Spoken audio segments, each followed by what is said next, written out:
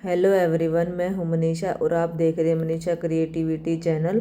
तो मैंने इस साड़ी में से कुर्ती की कटिंग कर दी है। अब जो ये साड़ी का कपड़ा बच गया है इसमें से मैं सलवार की कटिंग करूंगी। ये आप देख सकते हैं नीचे जो वर्क है, जिस तरफ से वर्क है उस साइड से मैं गोड्डे निकाल लूँगी, अपनी सलवार के पार्ट निकाल लूँगी। तो मैंने 14 इंच का कपड़ा इस तरह से डबल फोल्ड करके बिछा दिया है और यहाँ से मैं अपने पार्ट निकालूंगी।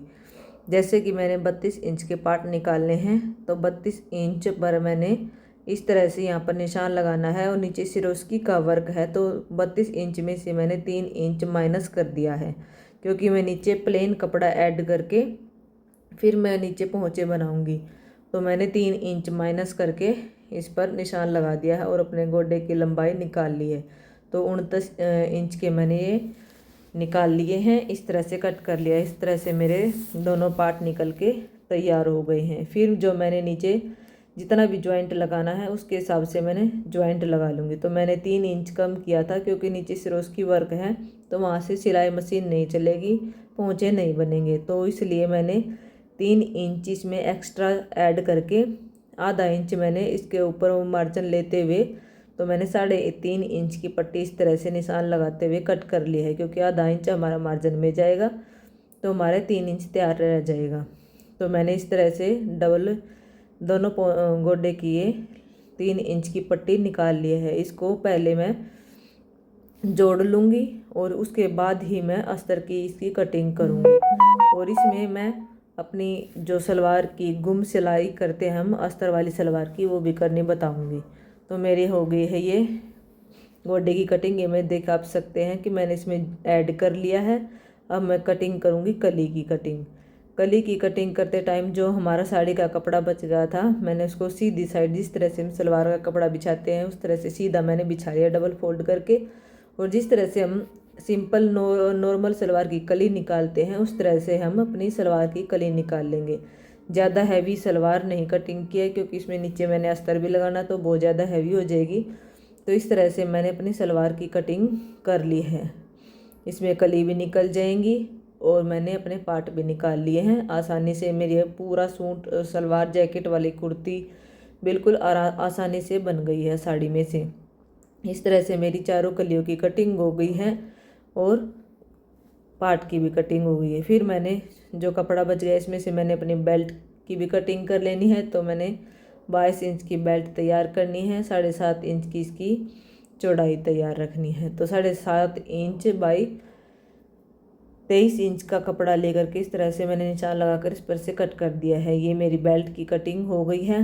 अब मैंने करनी है इसकी सलवार की अस्तर की कटिंग। जिस तरह से हमने नॉर्मल सलवार कटिंग करी है, कपड़ा रख के उसके नीचे अस्तर की भी कटिंग कर लेंगे, कली की भी कर लेंगे और हमारा जो पार्ट था उसकी भी कर लेंगे, बेल्ट की भी कर लेंगे। तो इस बार हमने इसकी देखना है कि इसकी हमने गुम सिलाई कैसे करनी है। तो मैंने ये देखिए पार्ट पहले बिछा लिया है, इसको सीधा करके बिछाया है। फिर मैंने जो साड़ी का मेन कपड़ा था कली वाला वो बिछाया है, फिर कली का अस्तर बिछाया इसके ऊपर। फिर ऊपर से हमने जो हमारा पार्ट है पार्ट वाला अस्तर रखेंगे इसके ऊपर। इस तरह से हम इसके ऊपर अच्छे से बिछाते हुए इसके ऊपर सिलाई लगा देंगे।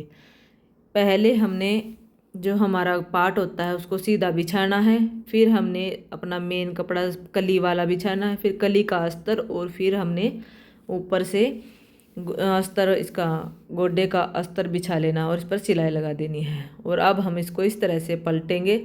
जो हमारा एक कली है वो एक साइड आ जाएगी और जो हमारा पार्ट वाला हिस्सा है वो एक तरफ आ जाएगा। तो इस तरह से हमारी ये गुम सिलाई हो जाएगी। आप देख सकते हैं ये हमारी गुम सिलाई हो गई है। इस तरह से एक साइड की हमारी ये गुम सिलाई हो गई है। फिर हमने दूसरी साइड से गुम सिलाई कैसे करनी है ये देख सकते हैं आप। हमारे पार्ट का ऊपर वाला सीधा हिस्सा है और नीचे मेरा अस्तर है।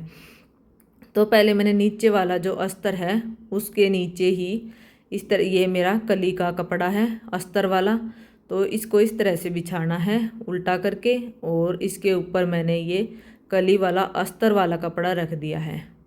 इस तरह से अच्छे से इसके ऊपर बिछा लेना है। फिर जो हमारा पार्ट है उसकी सीधी साइड में ऊपर की तरफ हमने जो कली का मेन कपड़ा है वो बिछाना है और इसके ऊपर सिलाई लगा देनी है। इसी तरह से इसके ऊपर जिस तरह से हमने पहले में लगाई थी यहाँ से हम सिलाई लगा देंगे और फिर इसको भी खोलेंगे तो हमारी ये गुम सिलाई हो जाएगी। गुम सिलाई में फ़ायदा है कि इसमें ना तो इंटरलॉक करने की ज़रूरत नहीं, धागे निकलेंगे।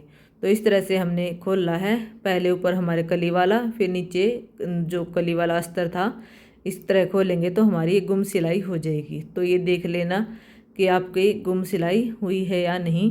इस तरह से यदि आप सिलाई करोगे तो हमारी अस्तर वाली सलवार की जो सिलाई है वो गुम आसानी तरीके से हो जाएगी। इस तरह से हमने दूसरे हिस्से की भी गुम सिलाई कर लेनी है। फिर हम अपने जो हमारा आसन है उसकी भी गुम सिलाई करेंगे।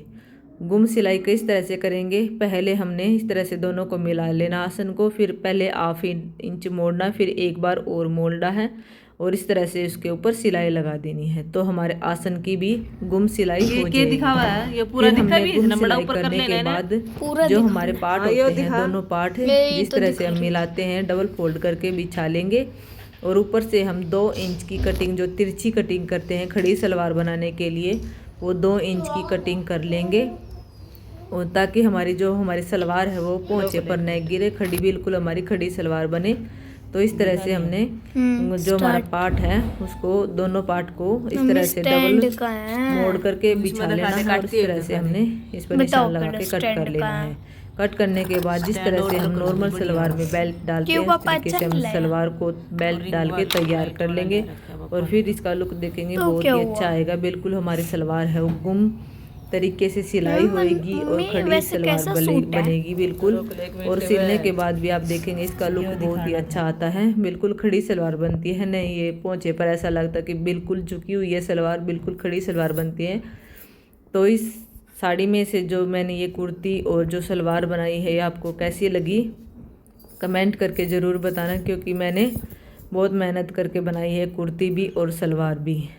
और नीचे जो सिरोस्की वर्क होता है, सिरोस्की वर्क के नीचे ही मैंने पोंचे बनाए हैं, क्योंकि सिरोस्की वर्क पर मशीन नहीं चलती तो इसलिए मैंने नीचे कपड़ा ऐड करके तब मैंने पोंचे बनाए हैं। और नहीं से सलवार की लेंथ कम हुई नहीं ज़्यादा हुई। तो इस तरह से मैंने ये रिंकू सिहा की कुर्ती और सलवार का ये डिज़ाइन बनाया है। आपको कैसा लगा कमेंट के ज़रूर बताना। Thank you.